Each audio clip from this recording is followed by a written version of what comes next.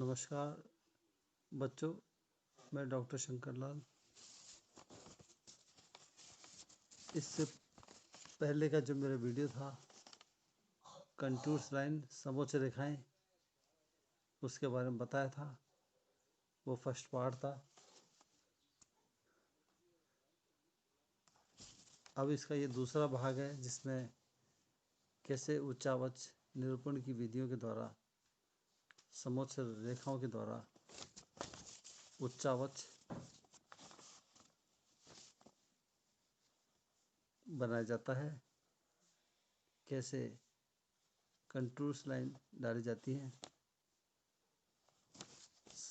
सबसे पहले हम कंटूर्स लाइन के बारे में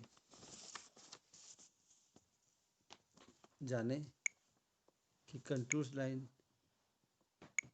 क्या होती है।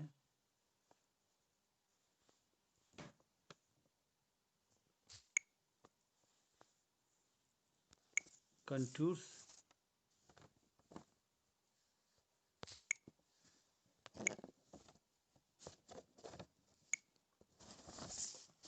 उच्चावच के निरूपण की सबसे महत्वपूर्ण और आधुनिक पद्धति है।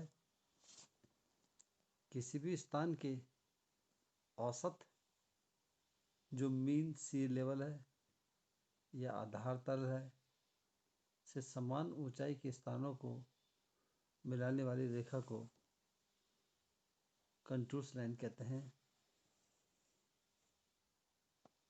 या हम कहें धरातल पर समुद्र तल से समान ऊंचाई वाले समीपस्थ बिंदुओं को जोड़ने वाली कल्पित रेखाएं समोच्च रेखाएं कहलाती हैं। समोच्च रेखाओं की सहायता से मानचित्र में उच्चावच प्रदर्शित करने की विधि को सर्वश्रेष्ठ विधि माना जाता है। समोच्च रेखाएं ऊंचाइयों के समान मान को प्रदर्शित करती हैं, इसलिए इन्हें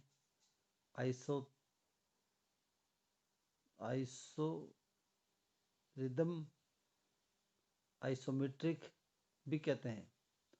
सर्वप्रथम समोच्च रेखाओं का प्रयोग एक डच इंजीनियर एन कुकुइस ने 1730 ईस्वी में किया था।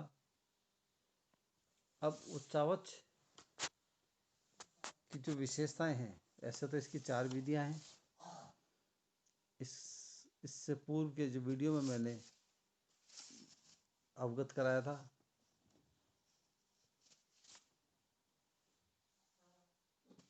पहली, समोच्च अंतराल।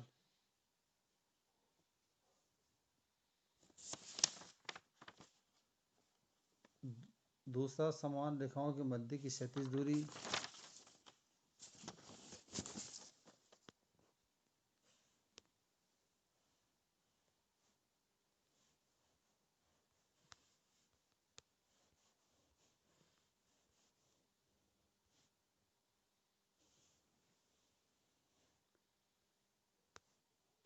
समझ चाहता हूँ कि सबसे इनको इससे पूर्व की वीडियो में मैंने बता दिया था। अब मैं आपको समोच्च रेखाओं की जो विशेषताएं हैं उसके बारे में बताऊंगा।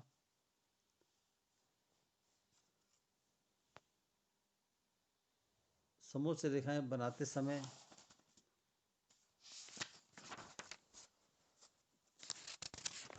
निम्न तथ्यों का ध्यान में रखा जाता है।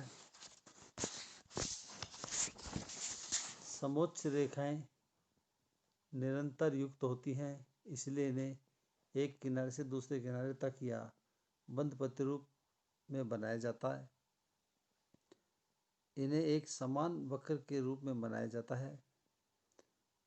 एक मानचित्र में समोच्च रेखाओं के बीच ऊर्ध्वाधर अंतराल समान होना चाहिए।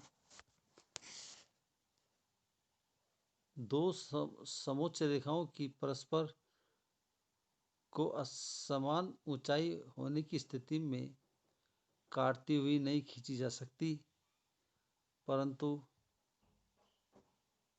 सीधा ढाल होने पर एक दूसरे से मिलती हुई दृष्टिगत होती है, जबकि धरातल पर उनकी ऊंचाई अलग अलग होती है। समुच्च रेखाएं खींचने से पहले मानचित्र पर अपवातंत्र को बना लेना चाहिए, जिससे समोच्च रेखाओं को सही सही बिंदुओं की सहायता से खींचा जा सके। उच्च पर्वतीय क्षेत्रों के मानचित्र में समुच्च रेखाओं के बीच अंतराल अधिक लिया जा सकता है। विशिष्ट स्थलाकृतियों जैसे पर्वत शिखर, कटक, टीले, गर्त आदि को बंद एक समोच्च रेखाओं द्वारा प्रदर्शित करते हैं। पर्वतों के निम्न ढाल, पर्वत पदीय क्षेत्र, हिमानी, नदी घाटी के किनारे, पठारी किनारे आदि के ढालों को समानांतर समोच्च रेखाओं के द्वारा दिखाया जाता है। समोच्च रेखाएं प्रवाह मार्गों की आड़ी काटती हुई वे घाटी तल के अनुसार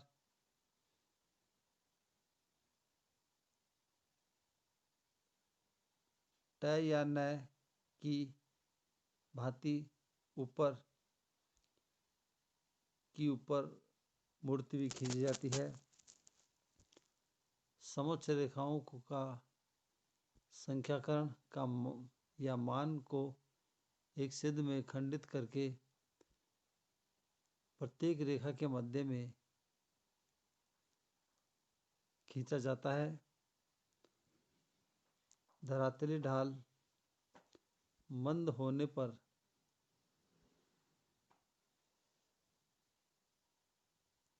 समोच्च रेखाएं दूर दूर तथा ढाल तीव्र होने पर समोच्च रेखाएं पास पास बनाई जाती है। समोच्च रेखाओं को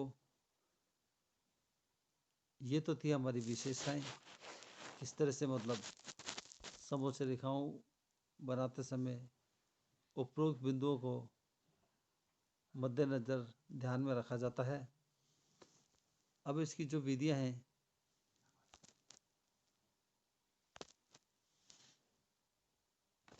मैं इससे पूर्व का वीडियो में मैंने विस्तृत रूप से बताया था। अब मैं विधियों के नाम बताऊंगा।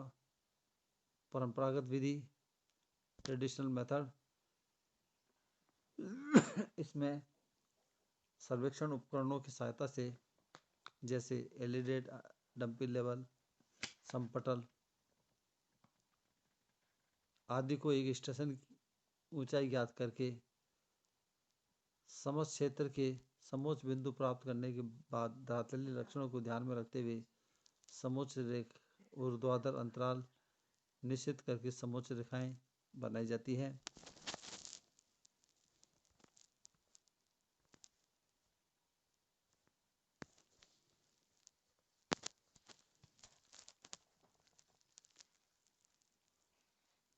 दूसरा है वायु फोटोग्राफी विधि।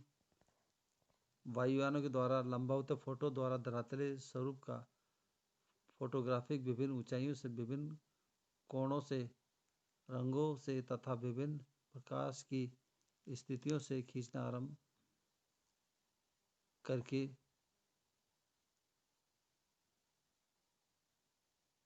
किया जाता है, जिसका अध्ययन फोटोग्राफी या टेक्रोमेट्री तकनीकी द्वारा किया जाता है। इसके फोटो को स्टीरियोस्कोप विधि द्वारा त्रिविमीय आकार में देखा जाता है। तीसरा है तनाका किटीरो विधि। चौथा है स्तर छायाकरण विधि, लेयर शेडिंग मेथड। पांचवा है स्तर रंजन विधि, लेयर्स टिंटिंग मेथड। छठा है रंग विधि, कलर मेथड। इस तरह से उच्चावच निरूपण तथा की विधियां हैं, ये पद्धतियां हैं। अब हम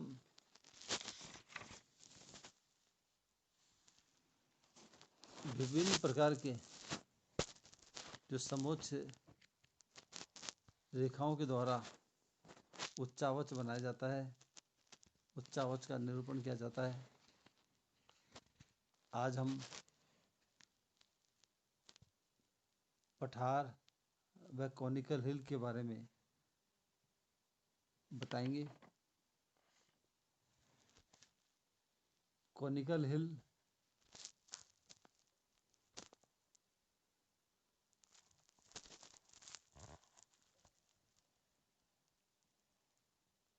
भूमि के उस ऊंचे उठे हुए भाग को कहते हैं जिसकी ऊंचाई प्राय 1000 मीटर से कम होती है। पहाड़ी का आकार शंकु से बहुत कुछ मिलता जुलता होता है। इसकी समोच्च रेखाएं हमेशा बंद होती हैं। यदि शंक्वाकार पहाड़ी अर्थात ऐसी पहाड़ी जिसका शिखर तीक्ष्ण होता है और ढाल सभी और प्राय सम होते हैं का समोच्च रेखाएं आकार में बनाया जाता है।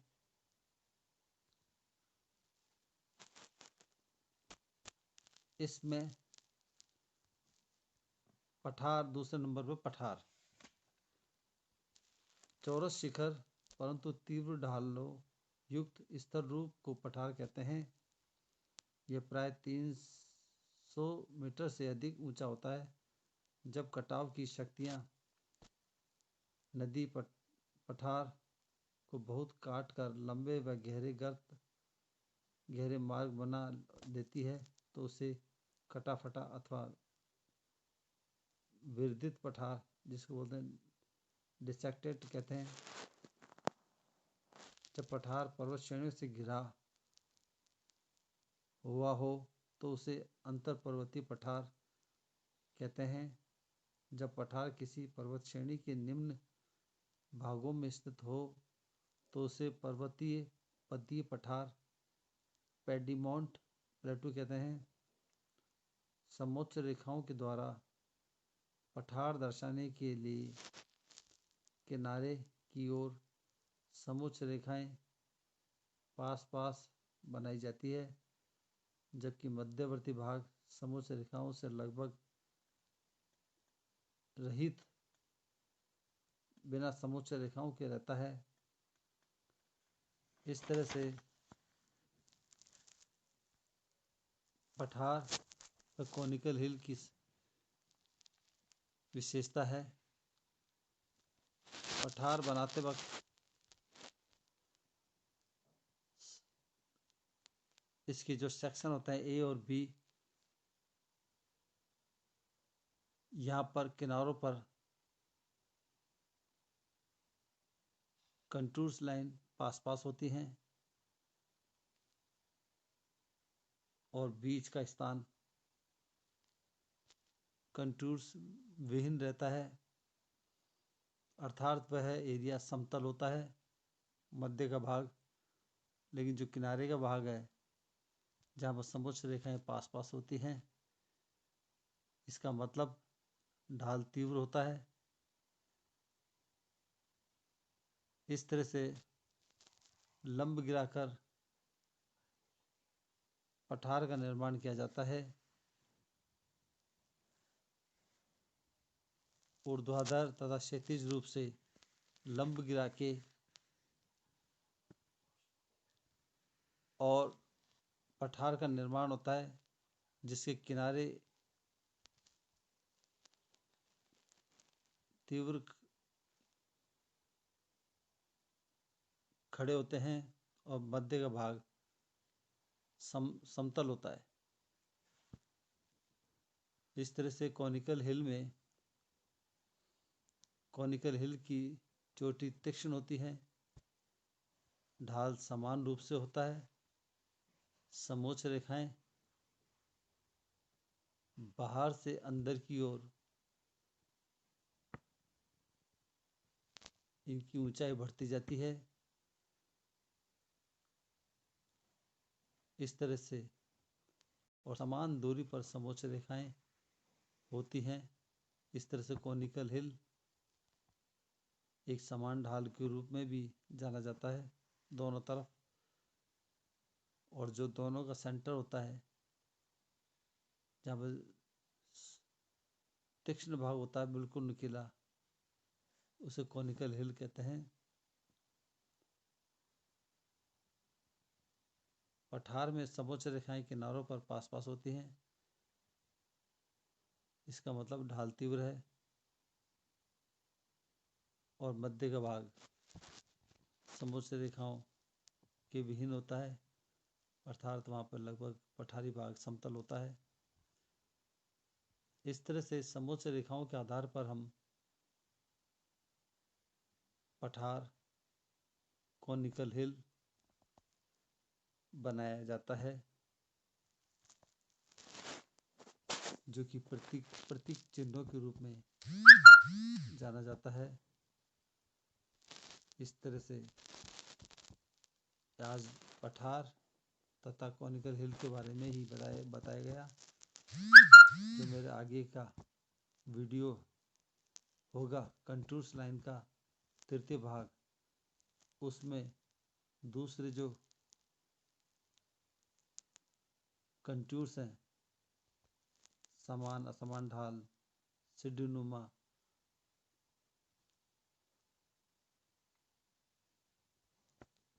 झरना, कटक, भृगु, अवतल, उत्तल आदि के बारे में बताया जाएगा। आज ये दूसरा भाग इतना ही काफ़ी। धन्यवाद।